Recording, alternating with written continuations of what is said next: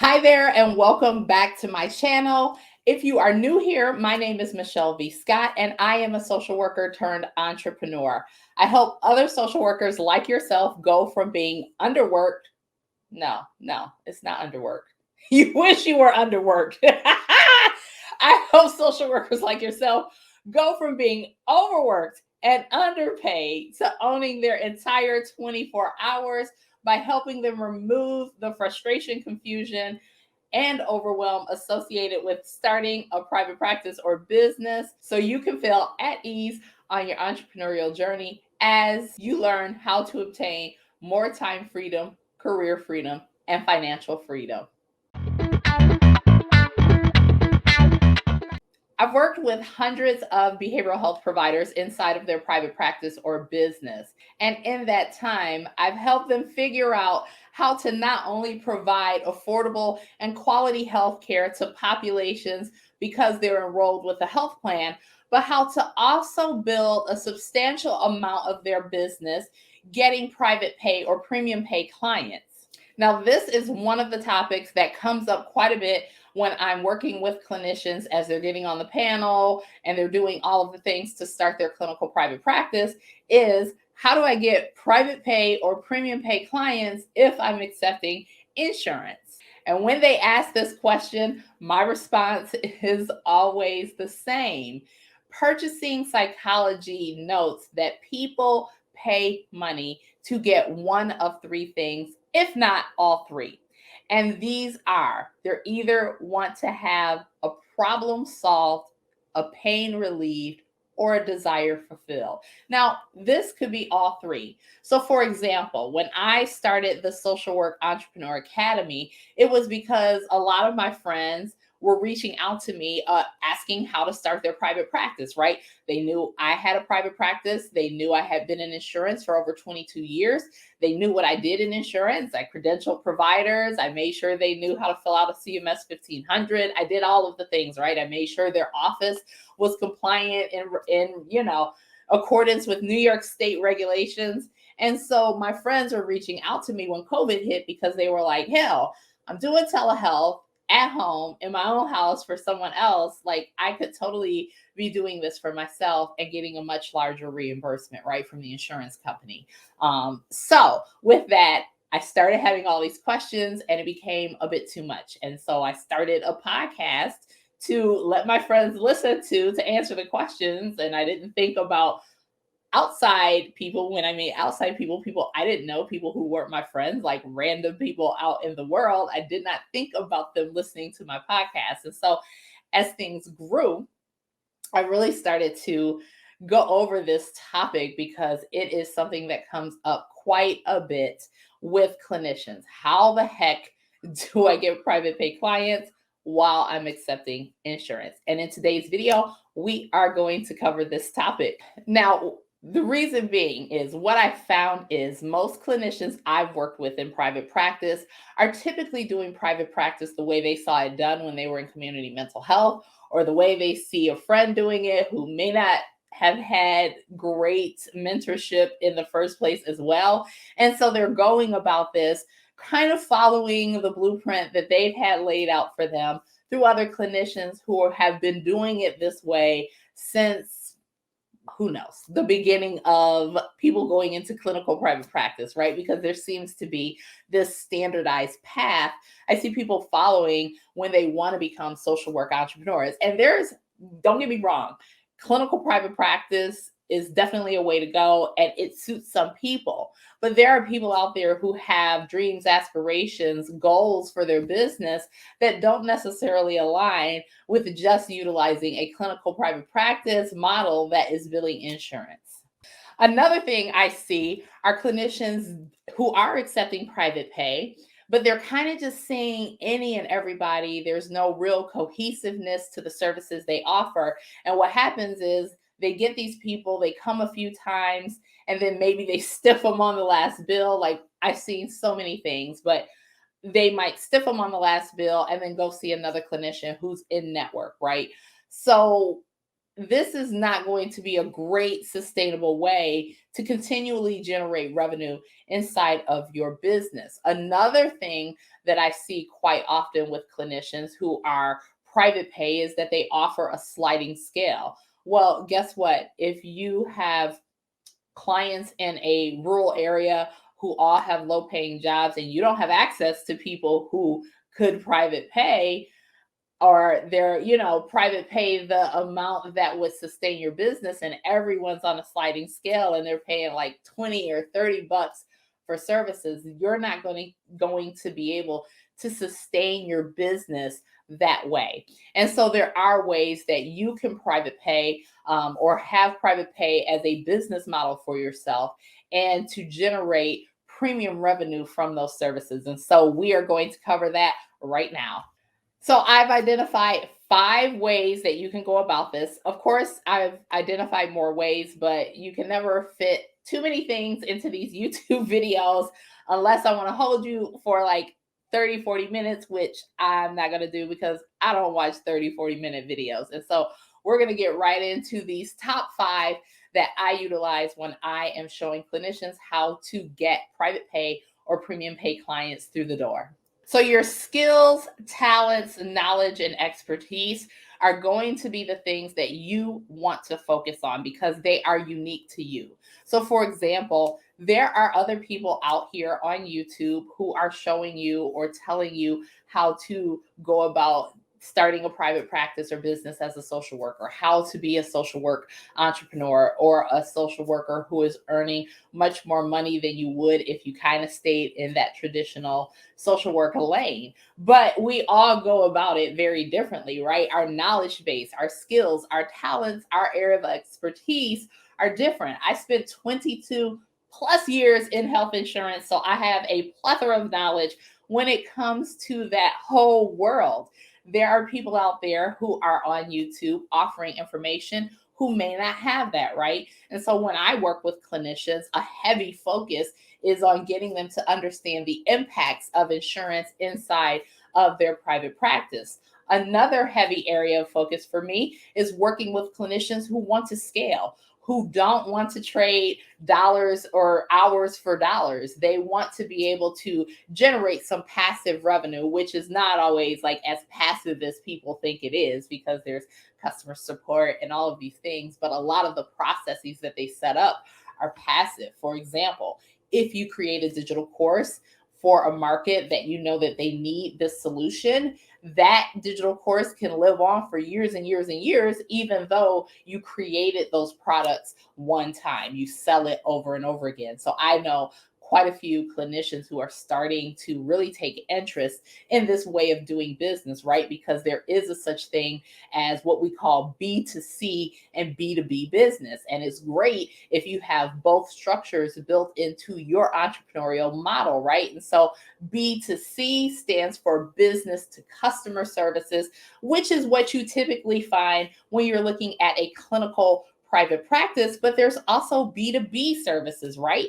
And so that is business to business services. And so maybe as a social worker, you've in the past developed programs, right, and services when you were in community mental health, or maybe you have the skill set of having written for several grants and being approved.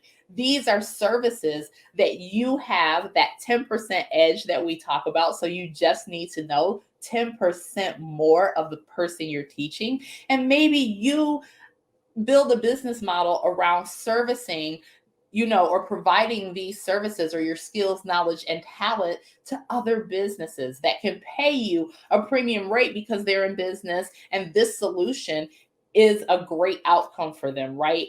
It helps them basically achieve a transformation that they need, right? And that transformation being is that you help them solve a problem, relieve a pain, or fulfill a desire, right? And so this is something that is encompassed whether you're doing B2C work or B2B work. And so it's important to take note that you can use your skills, knowledge, and talents outside of just offering services to your clients. So for example, my private coaching practice, which is Facets Health and Wellness, is B2C work, but the Social Work Entrepreneur Academy is B2B work. Now, are you guys customers? Absolutely. But it's because you're in businesses and we're working on your business that this is considered B2B work for me. So you'll want to be sure to examine those skills, knowledge, talents, and areas of expertise that you can monetize. The second thing that you can do is look for gaps in the services, programs, or products that are out there, right? And so, what does that mean? I get a lot of clinicians who are like, what the heck does that mean? Well, you know about gaps in service as a social worker, right? If you are working with a client, you go out there and you say, there's a gap in this area, right? As social workers, and we work on the micro, meso, and macro level to help close those gaps. Well, the same is true inside of your business. And the way that you can do this is there's many ways you can go out there and do market research to see where there is a gap in the service. And so for me, when I was looking for a gap in the service, it kind of came to me because my friends were asking questions about starting a private practice. I went out to YouTube to see what information people were sharing. And then I would go into the comments to see where people had a pain point at, right? So, what were they asking that maybe that topic wasn't covered in the video? And I started to identify gaps, right? Gaps where people might need information that is helpful for them to start their clinical private practice or social work business. The same is true with my private coaching practice. I went out there and saw that there was a need, right? Plus size people were only being given one prescription: eat less, work out more. But there's so many things that are falling in between that, right? What about trauma? How is this trauma affecting them? How does it impact them, even if they do lose weight or don't lose weight? It's so many things that can impact a person's weight, right? And so I went out there and I started offering services for those gaps for people, providing workouts for people who are plus size. As a plus size person, I remember trying to find workouts and I was like, lady, I cannot get my body into that position. I cannot get my legs over my head. I need something that works for me. And it's really intimidating when everyone in the class or on the video is doing it and you can't do it, right? You feel like you're not making your mark. And so at least that's how I felt. And so I started creating programs for people that was more well suited to their body and their needs as a plus size person who's just starting to work out. And so that's what I mean by identifying gaps. And then you can create programs, products, and services to help fill in that need. So where is that gap? Where is that problem to be solved, pain to be relieved, or desire to be fulfilled in that gap? And that's what you want to look for. And it will help you decide on a premium pay or private pay service that you can offer that people will reach into their pocket and give you their hard-earned money to help them with. Number 3 is super important because you want to hone your ICA. So, what is an ICA? It is an ideal client, customer, or community avatar. It is a document essentially that we create or people in business create so they can identify who their person is, what their pain, problem, or desire is, right?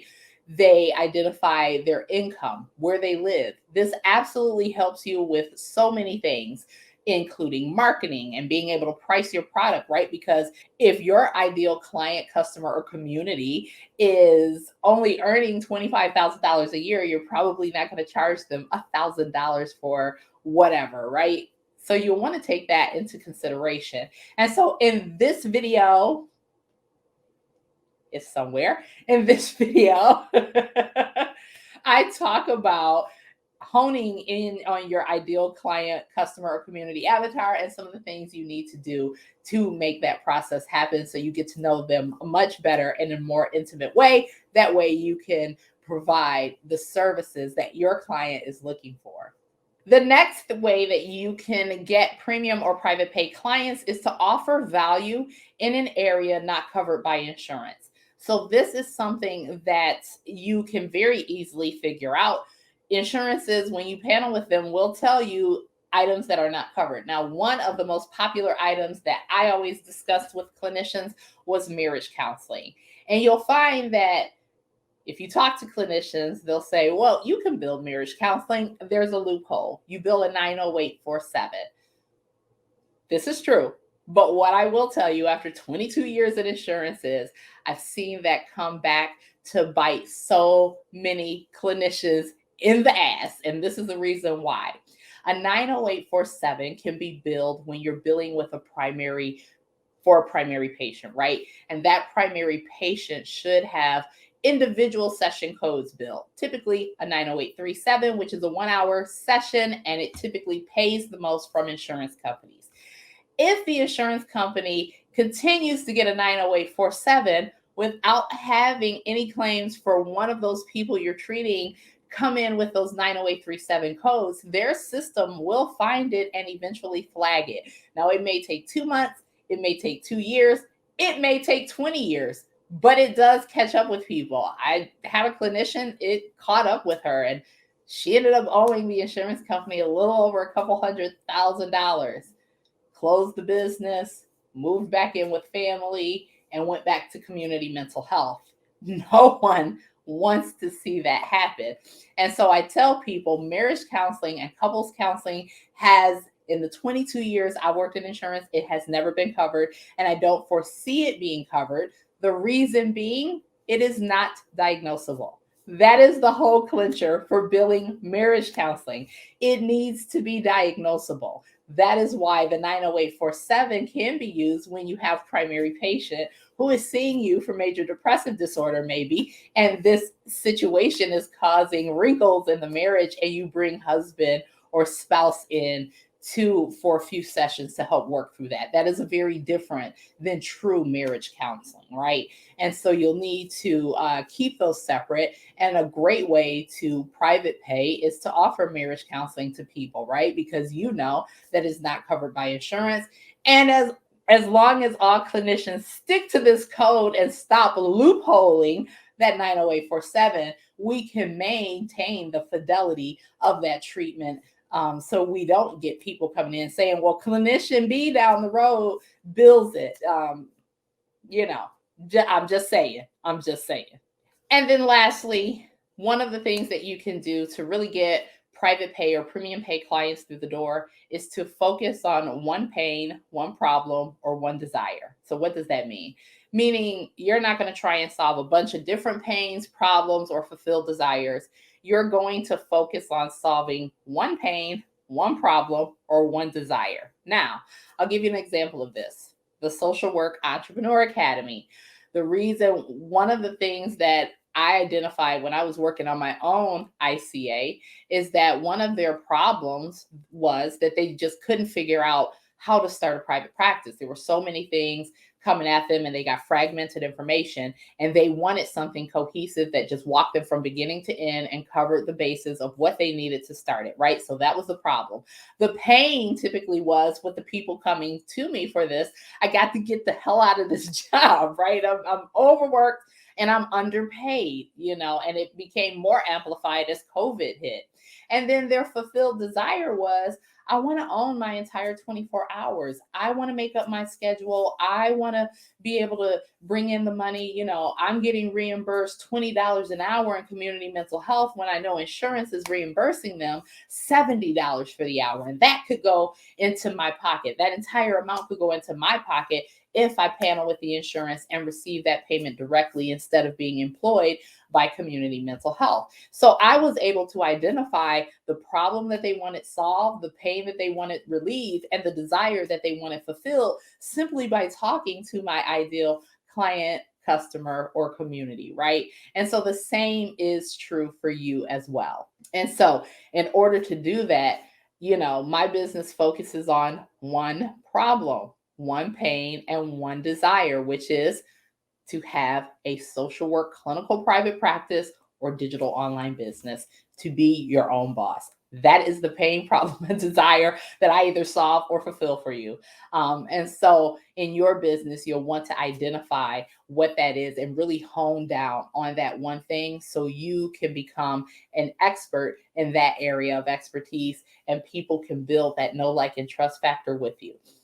So there you have it, the 5 things that you can do to start to get premium pay or private pay clients inside of your social work clinical private practice or business. If you like this video, please click the thumbs up.